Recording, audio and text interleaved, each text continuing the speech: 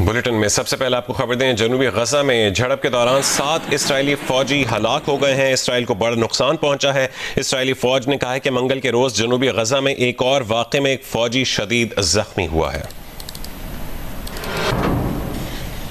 जनूबी गजा में झड़प के दौरान 7 इसराइली फौजी हलाक हो गए हैं। इसराइली फौज ने कहा है कि मंगल के रोज जनूबी गजा में एक और वाक़े में एक फौजी शदीद जख्मी भी हुआ है। ईरान ने इसराइल के लिए जासूसी के इल्जाम में 3 अफराद को फांसी दे दी है। इसराइल की जासूस एजेंसी मोसाद के साथ ताउन और कत्ल में इस्तेमाल होने वाले आलात की स्मगलिंग के जुर्म में अदालत ने तीनों को सजा दी थी। ईरान ने 12 रोज़ा जंग के दौरान इसराइल के साथ ताल्लुकात के इल्जाम में 700 अफराद को गिरफ्तार भी किया है।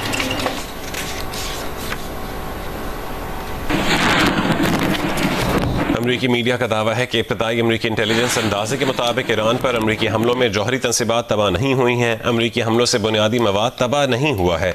अमरीकी हमलों से ईरानी जौहरी प्रोग्राम सिर्फ महीनों के लिए पीछे हो गया है। इब्तदाई रिपोर्ट डिफेंस इंटेलिजेंस एजेंसी ने तैयार की है। एक ज़राए ने बताया कि ये रिपोर्ट अमरीकी हमलों के बाद सेंट्रल कमान की तरफ से किए गए जंगी नुकसान के तखमीने पर मबनी है।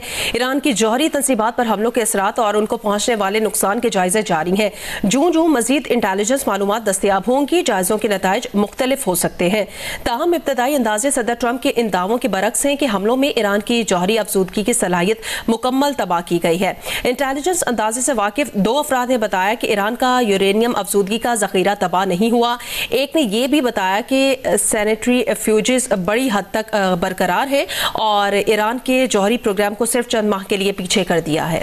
अमरीकी वज़ीर दिफा ने ईरान से मुतालिक अमरीकी मीडिया रिपोर्ट मुस्तरद कर दी। कहा कि ईरान का एटमी प्रोग्राम मुकम्मल तबाह किया है। बमबारी को तबाह को ना कहने वाले सदर ट्रंप की कामयाबी के खिलाफ हैं।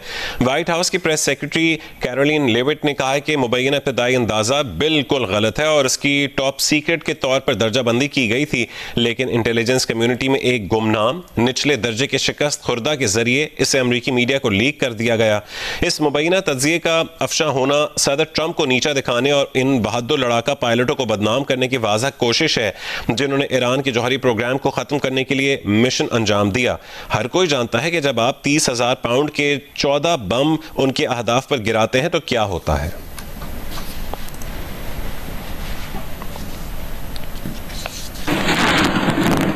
अमेरिकी सदर ट्रंप ने CNN और न्यूयॉर्क टाइम्स की खबरों को जाली करार दे दिया। कहा ईरान में न्यूक्लियर साइट्स मुकम्मल तौर पर तबाह हो चुकी है। CNN और न्यूयॉर्क टाइम्स ने तारीख के कामयाब तरीन फौजी हमले को नाकाम साबित करने की कोशिश की। दोनों को अवाम की तरफ से भी तनकीद का निशाना बनाया जा रहा है।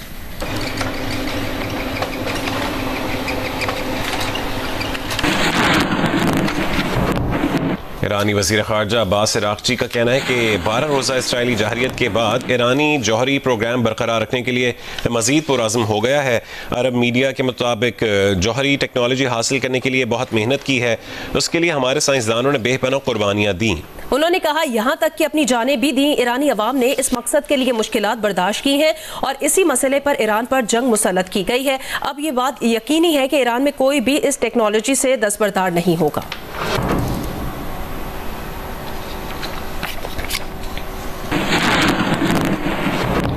ईरान की जानिब से कतर के दारुल हुकूमत दोहा में अमरीकी फौजी अड्डे पर मिसाइल हमलों के बाद 12 दिन से जारी ईरान इसराइल जंग का बज़ाहिर ड्रॉप सीन हो गया। अमरीकी फौजी अड्डे पर ईरानी मिसाइल हमलों के बाद अमरीकी सदर डोनाल्ड ट्रंप एक्टिव हुए। ईरान और इसराइल से कहा बस बहुत हो गया, अब जंग बंद होनी चाहिए। इसराइल मान गया, ईरान भी मान गया। ईरान को 6 घंटे का वक्त दिया गया कि इसके बाद हमला ना करे।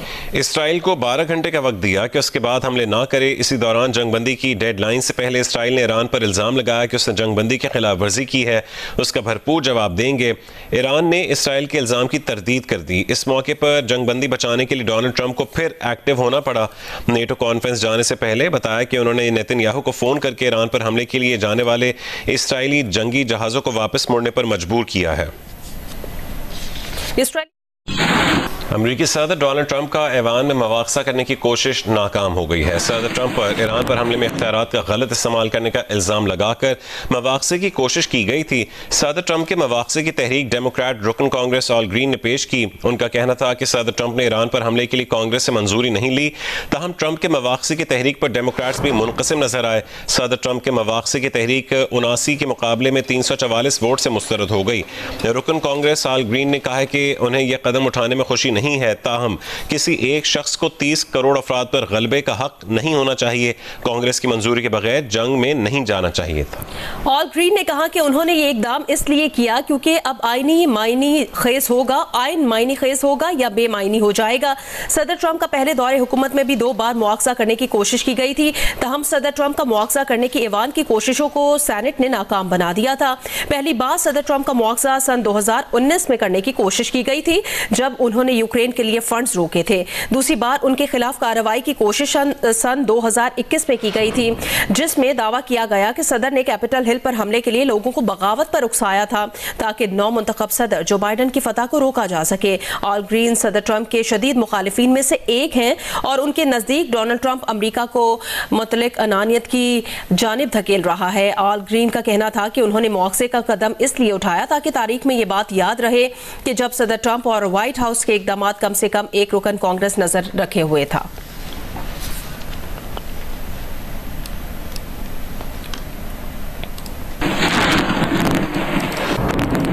वज़ीर आज़म मियां मोहम्मद शहबाज शरीफ का सऊदी अरब के वली अहद और वज़ीर आज़म शहजादा मोहम्मद बिन सलमान से टेलीफोनिक राब्ता। मशरिक़ वस्ता के खित्ते में तेजी से उभरती हुई सूरत हाल पर तबादला ख्याल किया गया। वज़ीर आज़म ने भारत के साथ हालिया तनाज़े के दौरान सऊदी अरब की पाकिस्तान की मुस्तकिल हिमायत पर शुक्रिया अदा किया। वज़ीर आज़म ने कहा है कि पाकिस्तान जम्मू कश्मीर, पानी, तजारत और दहशतगर्दी समेत तमाम तस्फिया तलब मसाइल पर भारत के साथ बामानी बातचीत के लिए तैयार है।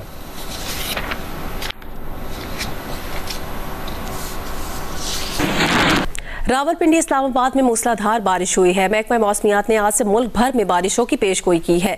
इस्लामाबाद रावलपिंडी के मौसम का अहवाल बताएंगे नुमाइंदा जियो न्यूज़ शबीर डार।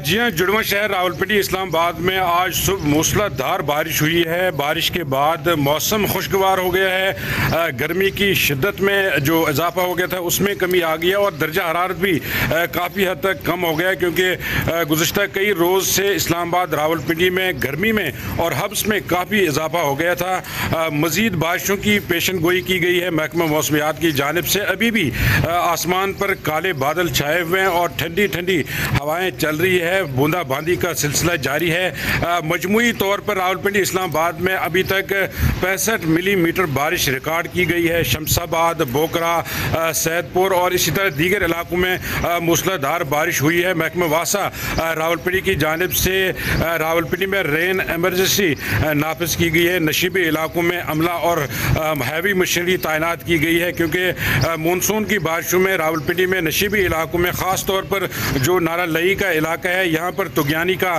ख़तरा रहता है, लिहाजा अमला भी तैनात है। MD वासा से हमारी बात हुई, उनका कहना है कि रेन एमरजेंसी नाफिज है। ताहम जो बारिश के पेश नज़र इंतज़ामात है वो तमाम मुकम्मल है, लेकिन गुज़श्ता कई रोज़ से जो हब्स और गर्मी का माहौल था इस्लामाबाद रावलपिंडी में, अब बारिश के बाद उसमें काफ़ी हद तक कमी आ गई है। 2 रोज़ पहले भी यहाँ बारिश हुई थी, लेकिन उसके बाद भी जो गर्मी की शिद्दत है उसमें कमी नहीं आई थी। लेकिन अब बारिश का जो सिलसिला है वो अगले 1 से 2 रोज़ तक जारी रहने का इम्कान है और महकमा मौसमियात की जानिब से बताया गया है कि बारिश का सिलसिला जो है वो अगले 4 से 5 रोज़ तक वक्फे से जारी रहेगा। सिक्योरिटी फोर्सेस ने जनूबी वज़ीरिस्तान के इलाके सरारोगा में खुफिया इत्तलात पर ऑपरेशन किया। भारत की सरपरस्ती में सरगर्म 11 खवारिज हलाक हो गए जबकि 7 जख्मी हुए। ISPR के मुताबिक शदीद फायरिंग के तबादले में मेजर मोइज़ अब्बास शाह और लांस नायक जिब्रान उल्लाह शहीद हो गए। मेजर सैयद मोइज़ अब्बास शाह ऑपरेशन की क़यादत कर रहे थे। ISPR के मुताबिक ऑपरेशन के दौरान सिक्योरिटी फोर्सेस ने खवारिज के ठिकाने को मौसर अंदाज में निशाना बनाया। शदीद फायरिंग के तबादले में चकवाल के 37 साल के मेजर सैयद मोइज़ अब्बास शाह शहीद हो गए। उनके साथ जिला बन्नू के 27 बरस के लांस नायक जिब्रान उल्लाह भी जामे शहादत नोश कर चुके हैं। मेजर मोइज़ शहीद को खवारिज के खिलाफ मुतादिद ऑपरेशंस में अपनी जुर्रत और बहादुरी के लिए जाना जाता था। शहीद मेजर के करीबी ज़राए का कहना है मेजर मोइज़ अब्बास शाह भारतीय पायलट अभिनंदन को जिंदा गिरफ्तार करने वालों में शामिल थे। वज़ीर आज़म शहबाज शरीफ और वफाकी वज़ीर दाखिला मोहसिन नकवी ने शोहदा को खिराज अक़ीदत पेश किया है और कहा है कि वतन अजीज़ की खातिर जामे शहादत नोश करने वाले शोहदा की कुर्बानियाँ रायगा नहीं जाने देंगे। दहशतगर्दी के नासूर के मुकम्मल खात्मे तक उसके खिलाफ जंग जारी रखेंगे।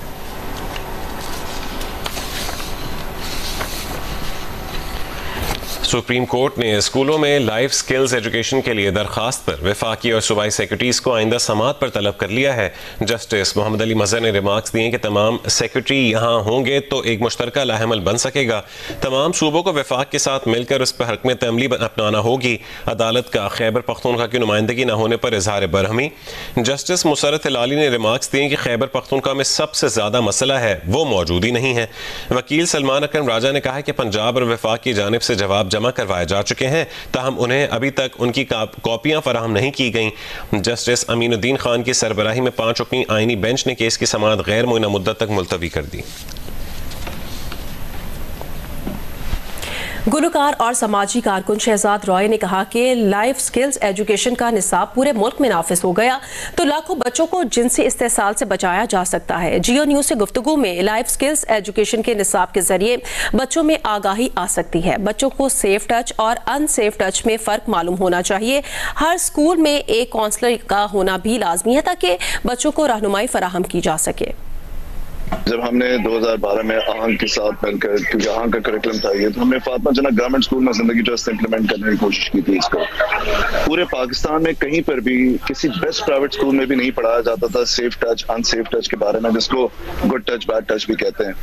और बच्चों को बिल्कुल ही आइडिया नहीं था और ये कुरान और सुन्नत के अन मुताबिक था। तो लोग ये कह रहे थे, इवन पेरेंट्स कहते थे प्राइवेट स्कूल के, कि आप हमारे बच्चों को सेक्सुअल अब्यूज से बचने के बारे में ना बताएं, हम खुद बता देंगे। तो फिर जब हमने 2012 में ये स्टार्ट किया, फिर ये 200 गवर्नमेंट स्कूल तक गया फातिमा जना के बाद, और फिर 2018 में सिंध ने इसको अपने सिंध के प्रोविंशियल करिकुलम में डाल दिया और वो आहिस्ता आहिस्ता पूरे उसमें जा रहा है। पंजाब ने भी इस पर कुछ कोशिश की है, केपीके और बलूचिस्तान, केपीके में मेरा नहीं ख्याल कुछ हो रहा है, बट बलूचिस्तान में भी कुछ उन्होंने कोशिश की है। तो सारे प्रोविंसेस के लिए बहुत जरूरी है कि बच्चों को सेक्सुअल अब्यूज से बचने के लिए उनके प्राइवेट बॉडी पार्ट्स, उनके राइट्स, उनके बॉडी हाइजीन, इन तमाम चीजों के बारे में पढ़ाना बहुत जरूरी है। और ये पूरा करिकुलम आ गया है, जिंदगी ट्रस्ट के स्कूल में इंप्लीमेंट हो चुका हुआ है, पूरे सिंध के अंदर आहिस्ता आहिस्ता जा रहा है। पंजाब ने भी अनाउंस किया, जो कि बहुत अच्छी बात है। तो मैं ये समझता हूँ कि अगर सारे मुल्क में होगा तो मिलियंस ऑफ बच्चों को आप बचा सकेंगे। बिकॉज अगर देखें, आप स्टूडियो में बैठे हैं इस वक्त और वहां पर 4-5 लोग हैं, तो उन 4-5 लोगों में से अंदाजे के मुताबिक ये कहा जाता है कि किसी एक के साथ कोई अब्यूज हुआ है किसी डिग्री का, लेकिन वो आपस में बात नहीं करते, मियाँ बीवी आपस में बात नहीं करते अगर बचपन में उनके साथ कोई अब्यूज हुआ है तो इस करिकुलम से एटलीस्ट बच्चा इन्फॉर्म कर सकता है। बिकॉज घर के अंदर मामू, चाचा, ताया, मोहल्ले में जानने वाले ज्यादातर जान पहचान के लोग जो हैं बच्चों को इस तरह से अब्यूज करते हैं, बाहर के बहुत कम परसेंटेज है। तो ये बहुत जरूरी है कि बच्चों को ये आइडिया हो कि वो कब सेफ टच और अनसेफ टच को आइडेंटिफाई कर सकें, रिपोर्ट कर सकें। जैसे हमारे गवर्नमेंट स्कूल्स के अंदर हमने काउंसलर्स प्रोवाइड किए हैं। हम समझते हैं ना सिर्फ ये करिकुलम हो बल्कि हर स्कूल में एक काउंसलर जरूर हो। तो ये बहुत जबरदस्त काम है सुप्रीम कोर्ट का, और ये ऑब्वियसली हमारी पिटिशन है आहंग की और हमारे कुछ पार्टनर्स हैं। ये हमने पिटिशन फाइल की थी, सलमान अकरम राजा हमारे लॉयर थे, और ये कुछ 2 साल पुरानी पिटिशन है और ये अभी टेकअप हुई है। तो ये 2 साल पहले हमने की थी, बल्कि 2 साल से भी ज्यादा हो गया। जनूबी पंजाब के 11 अजला के शहरी बजट में कम हिस्सा मिलने पर नाखुश दिखाई देते हैं। साबिक दौर में जनूबी पंजाब के लिए कुल बजट का 35% हिस्सा मुख्तस था, लेकिन पिछले साल 9% और इस साल सिर्फ 7% बजट मुख्तस किया गया है, जिससे दर्जनों मंसूबे अधूरे रह जाएंगे। मुल्तान से देखिए जौदत नदीम की रिपोर्ट। जनूबी पंजाब के 11 अजला को सूबा में जोग्राफियाई, माशी और तिजारती एतबार से नहायत अहम समझा जाता है। मुल्तान, खानेवाल, भावलपुर, भावलनगर, लोधरा, विहाड़ी, मुजफ्फरगढ़, राजनपुर, रहीम यार खान, भक्कर, डेरा गाजी खान के अवाम बजट से खासी उम्मीदें लगाए बैठे थे। गुज़िश्ता दौरे हुकूमत के सूबाई बजट में जनूबी पंजाब के लिए NFC नेशनल फाइनेंस कमीशन के तहत 35% मुख्तस किए जाते थे, लेकिन साल 2024 में बजट पेश किया गया तो ये हिस्सा 35% से कम होकर 9% कर दिया गया, और इस साल माली साल 2025-26 में ये हिस्सा मजीद कम करके 7% कर दिया गया है। जनूबी पंजाब के अवाम इस कटौती पर नाखुश दिखाई देते हैं। सराइकी वसेब का हक बनता है यहाँ पे कि उनके फेयर शेयर उनको दिया जाए, और अगर उस 1240 बिलियन में से सिर्फ और सिर्फ 80-85 अरब के प्रोजेक्ट सिर्फ दिए जा रहे हैं तो ये एक मजाक से कम नहीं है। बजट के हवाले से जो जनूबी पंजाब का हक बनता था वो 435 अरब रुपया बनता था, जबकि इस बार फिर हमें 80 अरब रुपया देकर रखा दिया गया। पीपल्स पार्टी के MNA कासिम गिलानी कहते हैं कि जनूबी पंजाब के बजट में मुसलसल कटौती से कई मंसूबे ठप होकर रह गए हैं और बहुत से इल्तिवा का शिकार हैं। 11 अजला हैं जिसमें पीने का साफ़ पानी नहीं है, निकासी आब के मंसूबे नहीं हैं, फराहमी आब के मंसूबे नहीं हैं। मैं समझता हूँ इसमें हमारे ख़ित्ते के जो सियासतदान हैं उनको भी कुछ हिम्मत पकड़ने की ज़रूरत है ताकि वो ही इंश्योर करें कि हमें हमारा ड्यू शेयर जो कि PSDP इंश्योर करता है, NFC अवार्ड इंश्योर करता है, हमें वो मिलना चाहिए। तमाम पूरे पंजाब में सर रिपेयर रोड की स्कीमें आई तो क्यों मेरे हलके को भूला गया? सर मेरे हलके में अगर किसी इंडस्ट्रियल ने, किसी साबिक वजीर आला ने वहाँ पे इंडस्ट्रियाँ लगाई और हमारी बनी हुई रोडें तोड़ दी तो वो रोडें उनसे वसूल करके, क्योंकि वो रोडें अभी तक नहीं बन रही। हुकूमती तर्जुमान इस नाराजगी की नफी करते हैं और कहते हैं कि सूबाई हुकूमत को पहले भी जनूबी पंजाब की तरक्की अजीज थी और अब भी है। मुल्तान बिहाड़ी रोड है जिसमें अरबों रुपए का बजट रखा गया है, वो ऑलरेडी काम शुरू है। साउथ पंजाब में भरपूर फंड दिया गया है और इसमें बेसिकली आपको शायद इस बात का अंदाज़ा नहीं है, इसमें ब्लॉक रखे गए हैं, ब्लॉक्स के अंदर पैसा रखा गया है। अभी तो उन्होंने अनाउंस नहीं किया पूरे पंजाब में। गुर्बत, पसमानदगी और तरक्की के मुंतज़िर जनूबी पंजाब के अजला बजट में मुख्तस रकम में इजाफे और तरक्याती मंसूबों के जल्द से जल्द मुकम्मल करने के मुंतज़िर हैं। कैमरामैन आबिद बलोच के साथ जौदत नदीम, जियो न्यूज़, मुल्तान। मौजूदा दौर में बढ़ते ज़हनी तनाव, थकावट और जिस्मानी सेहत के मसाइल के हल के हवाले से योगा की अहमियत बढ़ रही है। इसी बात को उजागर करने के लिए कोयटा में खुसूसी वॉक और सेशन का इनेकाद किया गया। तफसील देखिए राशिद सईद की रिपोर्ट में।